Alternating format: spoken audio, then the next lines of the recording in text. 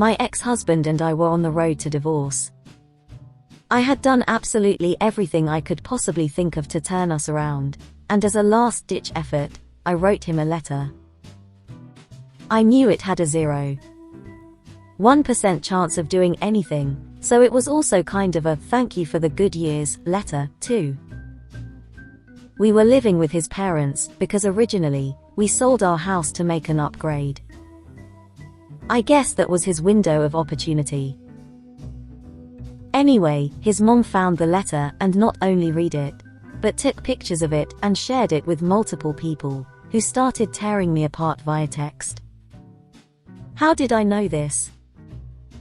She never hears her phone go off, so I would usually bring it to her. I went to do that and saw the mentions of a letter, and saw the context of what was sent. I didn't say anything, just set the phone back down, and went outside to get a breath of air. Later that week, she said she was tired of me being around, and that he needed me to sign the papers then and there, and I didn't get a say in anything. I mentioned sharing the letter, and she said she was allowed to do that because it was in her house. Therefore, it was her property. Still trying to wrap my head around that one. And then they sat there and watched TV while I packed my things. Jabano, how are you doing now? Honestly, pretty rough. It's better in a lot of ways, but the same level of sadness is still there every day. Not just because of the divorce, but much of my life has felt like being stuck in quicksand. It doesn't matter if I fight it or wait things out, I just keep sinking. I'm still friends with my ex-husband, and though I've forgiven him for everything that happened, just the fact that it did still eats away at me. We aren't the kind of friends that hang out, but rather check in, and make sure the other is okay. Unfortunately, most of my animals had to stay at his parents' house. 2 of them passed away at the beginning of the year. I just moved my goat to a different location, and then I believe I have a place lined up for my horse. Every time I drive down that driveway, I get nauseous. I hate it. They were my family for 14 years. I don't think she ever truly liked me, especially that I didn't give her grandchildren. But when I got sick, we didn't know what I had, and we didn't want to make things worse or pass it on. I just found out this year that it's lupus and Sjogren's, plus a handful of other things, after 7 years.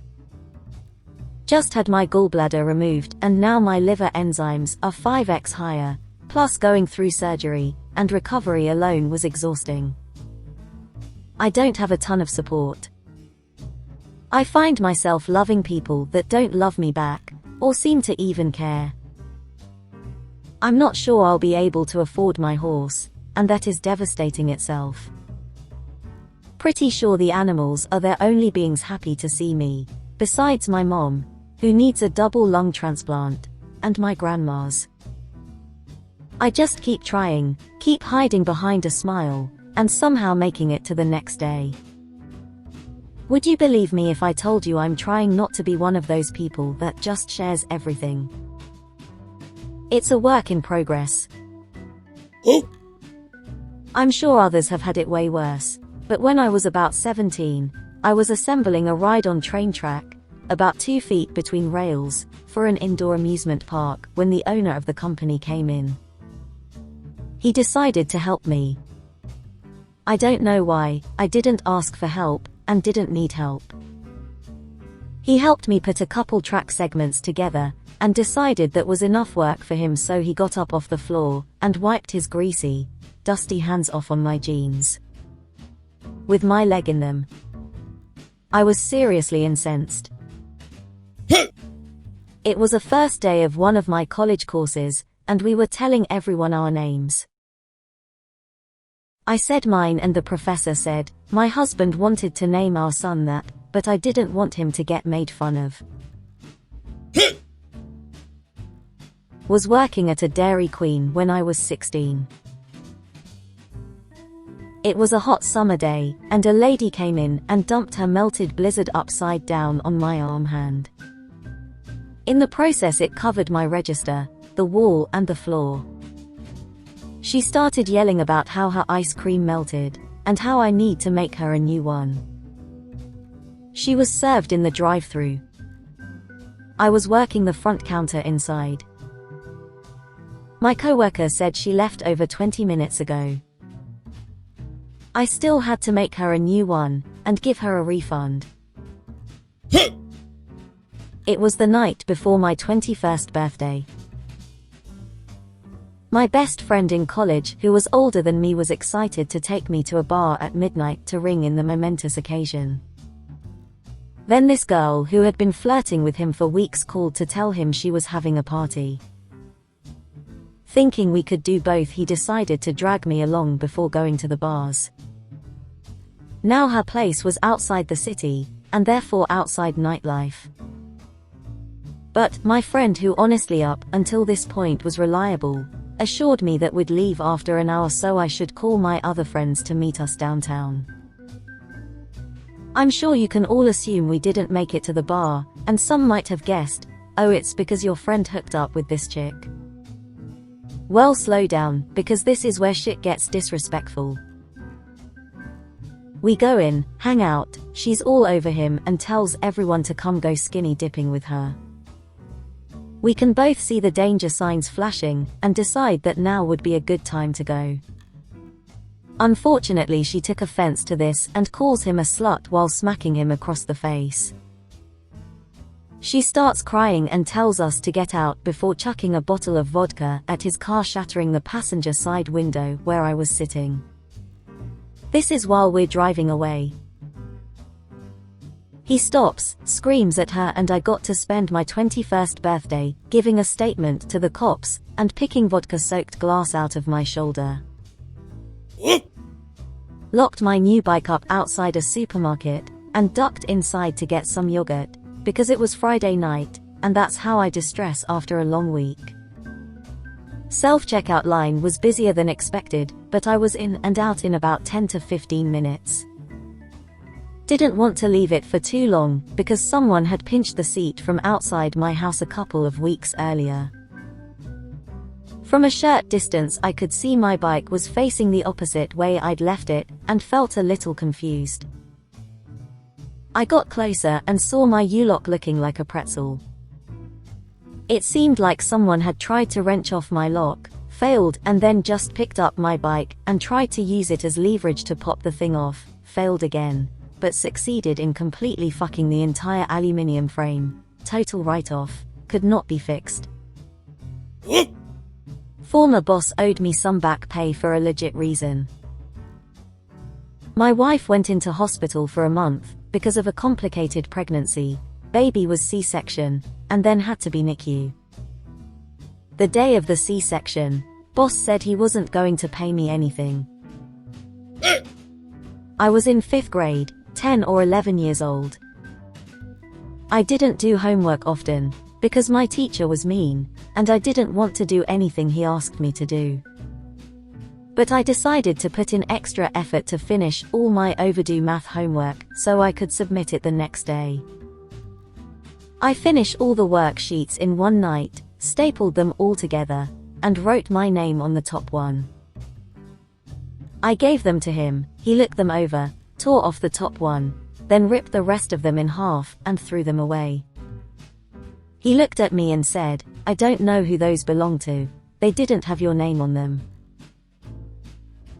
And then he kept me inside from recess and told me to redo them all. Fucking asshole, I'm still pissed at you, mister. Prime. I take my lunch break in my car.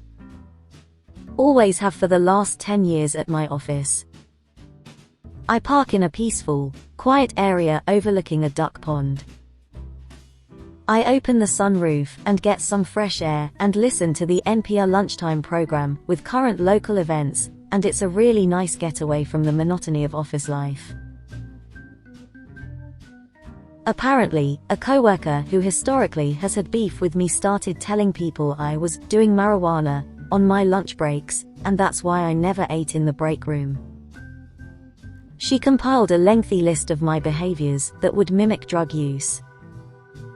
This list included things like being spaced out, being more talkative some days than others, and often being tired. Why no, also signs of being an overworked adult. She also started keeping a folder of extremely petty mistakes I had made to prove I was high at work. These mistakes were such minor oversights, they affected no one at all. She took this proof to not only our boss, but also to the physicians who own and run our office. She presented it as concern for my well-being, but if she were truly concerned about me, wouldn't she bring it up with me first? Luckily, all my bosses knew my work is and was 100% at all times and didn't think twice about it. I didn't even know about any of this going down until she was fired a year later, for unrelated reasons. Welp, joke's on you, Ashley. I'm the MF boss now and I actually do marijuana daily. But I wait until after hours because I take pride in my work. I was living with my GF for 2 years. In the middle of that time we broke up, and she moved out for 2 months, because she couldn't stick with any job for more than a few months, and tried jobs in another state. She came back, and we started building our relationship back up. We went on a few trips, things were going good. Months later we went to Christmas at each other's families' homes. Our families got our SO gifts, and vice versa. 5 days later I came home from work, and everything of hers was gone. She just dipped while I was at work. Moved everything in 8 hours. My rent and bills instantly doubled since I was paying for the whole place now. I felt like an idiot for bringing her to my family Christmas. My family was so accepting of her just for her to dip a few days later. I always wondered how long she was planning this. I never reached out to get answers, and it was hard for me to ever trust a partner entirely. I still struggle with insecurity tbh. Anyway, she left the dog, and my dog means more to me than she ever did. Also, I'm getting married in October to the most perfect woman, and happier than I've ever been. Huh?